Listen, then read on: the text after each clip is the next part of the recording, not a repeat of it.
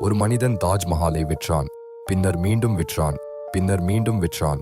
நட்வர்லால் என்ற பெயரில் வாழ்ந்த இந்த மனிதன் தன்னை அரசு அதிகாரி என்று அறிமுகப்படுத்திக் கொண்டான். போலி ஆவணங்களுடன் வந்தான்.